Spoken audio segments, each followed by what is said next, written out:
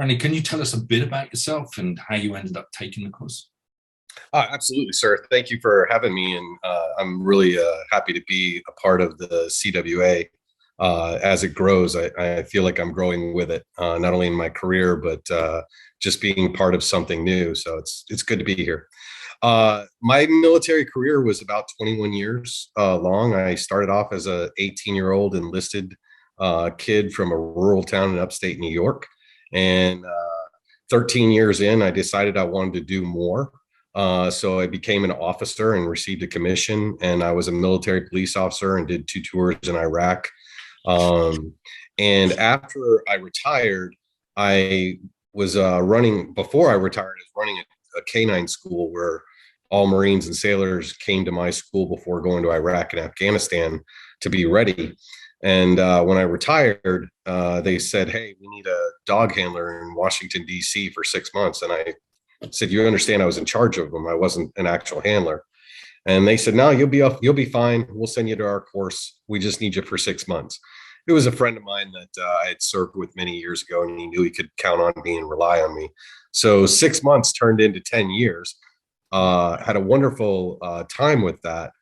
But as I also got older, there's always been this driving force that I think the military created within me of always wanting to do more and be a part of something bigger. So I realized well, matter of fact, COVID, when the lockdowns happened and all that stuff, I realized I don't want to be a canine handler for forever. So I took a couple courses. I took Lean Six Sigma Black Belt, and I liked it. It was good, but it just wasn't for me. And then a very good friend of mine, Aaron Riddell, said, "Hey, have you thought about cybersecurity?" And I laughed at him, and I was like, I was a dumb infantryman and a dumb police cop in the Marine Corps and a dumb canine handler. I'm never going to be able to do cybersecurity. I don't know what C++ is. I don't know all the ones and zeros and how I don't even know how to operate Microsoft Excel, Aaron. And he's like, "No, no, no, stop." He's like, "I wouldn't ask you if I didn't think you could handle it. You're smarter than you think. And why don't you just give this a shot, because I think you might like it."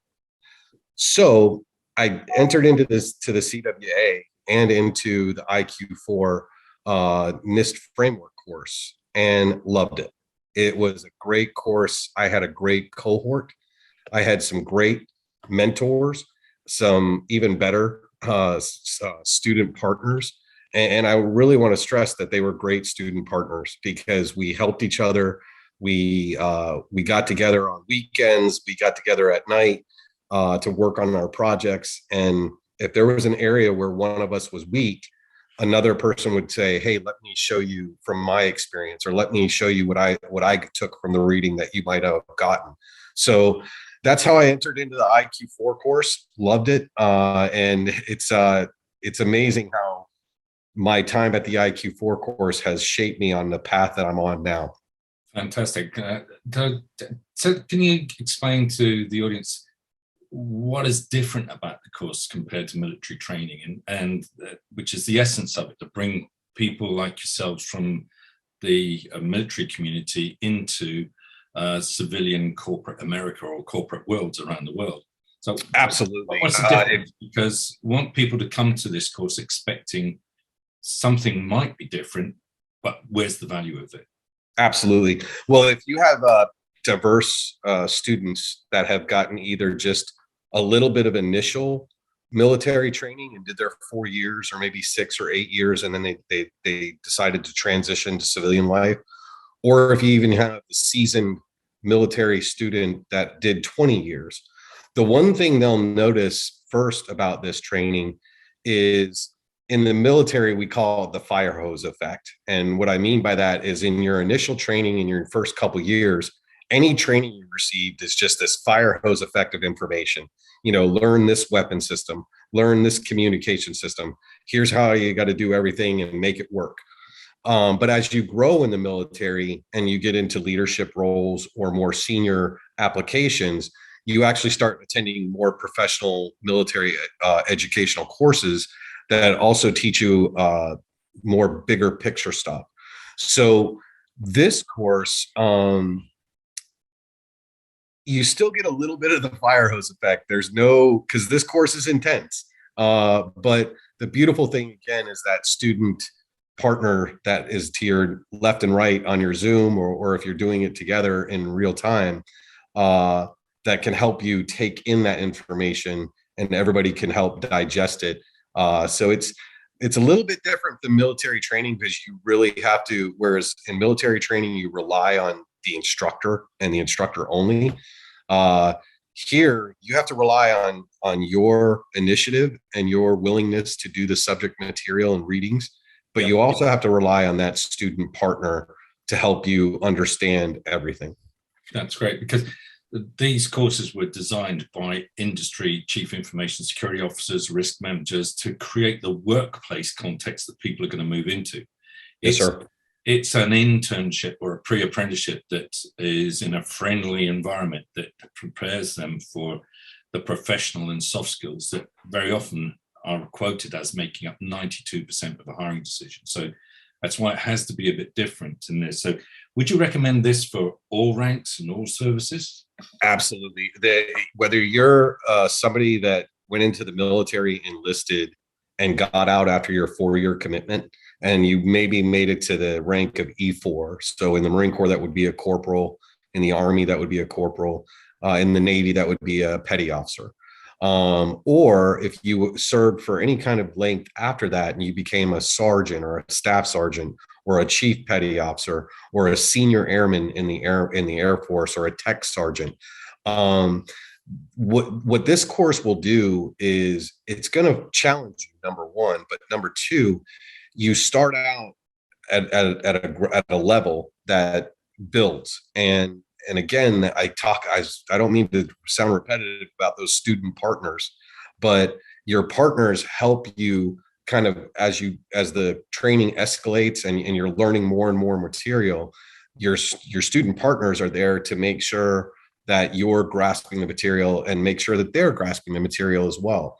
So any rank that you achieved before you left the military, doesn't matter if it's junior enlisted or the most senior of officer, you're going to see this training, and you're going to grow with it. That's why the cohort is designed to last however long, whether you're 6 months or whatnot, because you're going to grow, just like you did in the military. You're going to grow through the ranks.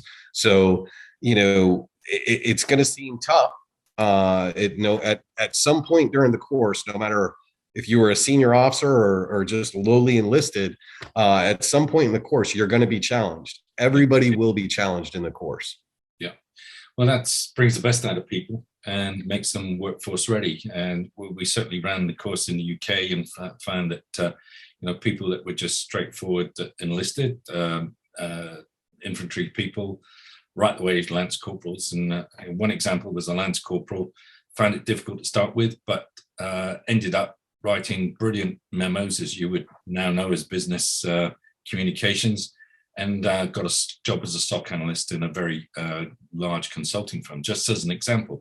So tell us what the course has done for you, and has it changed you? Have you been able to progress a career direction since you left the course? It has, and it happened in surprising fashion.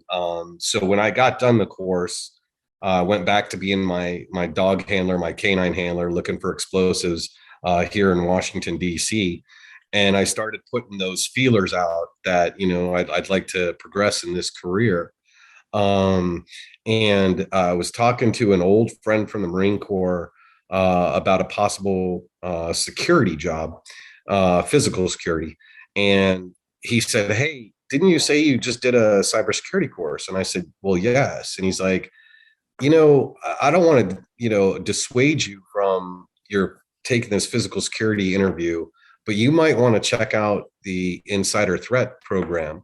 And I said, "Well, that's interesting. We did do a little bit of insider threat as a part of our training in IQ4." And so I said, "I'd be happy to take that interview." And during the interview, it was a great back and forth. A lot of the stuff I had understood. And then as soon as they started talking about some of the technical aspects, I was like, yes, I learned that in IQ4. I learned a little bit about that. Would love to build upon it. And then they started getting into a very technical portion about user activity management and how to monitor employees going forward in the future. And I said, well, one of the tools for that is the evergreen clause. I remembered that. Don't ask me why that's stuck in my head from the course, but the person interviewing me said, the what? I said, the evergreen clause. It's where, a company can say they want to do monitoring, say credit report monitoring. And so when an employee signs up and they sign a disclosure or whatnot, that says that every 3 to 5 years, they might have their credit report pulled by the employer just to make sure that they're staying on track and there's nothing crazy going on. And he started writing, and he's like, when you're hired, he said, when you're hired, I want an info paper. The first thing I want from you is an info paper on the evergreen clause, because I've never heard of that. And I was like, does that mean I have the job? And he's like, yeah, I think we're done here. We just need to start processing your paperwork. And I was like, okay. I thought this was just an initial interview, and it turned out to be you're hired. And it was all because of the evergreen clause that I heard in like the third month of the IQ4 course. So I did have to write a info paper on that when I went through the onboarding, and had to learn more and more about the evergreen clause than I did in the course. But yeah, the course got me where I'm at right now. Yeah, all right, prepared you for it. That's brilliant. I'll remember that one too. That's really good. So this is pretty common when we have people come through and find it very successful. And very often we've grown because employers have come back to us and said, hey, I interviewed this person the other day, kept telling me about the CWA and their mentor from this organization and that organization. Can you tell us about it? So then, yeah, can we join? Yeah, absolutely. So this is an alliance. It's of the people, for the people, by the people. We'd like to welcome more and more veterans, spouses, and others into the program. So hopefully we can put the word out there and welcome you back as a mentor one day. So that's happy to do it. Right. That's brilliant. Thank you, Brandon. Thank you for your time. You're welcome, sir. Have a good day. Bye-bye.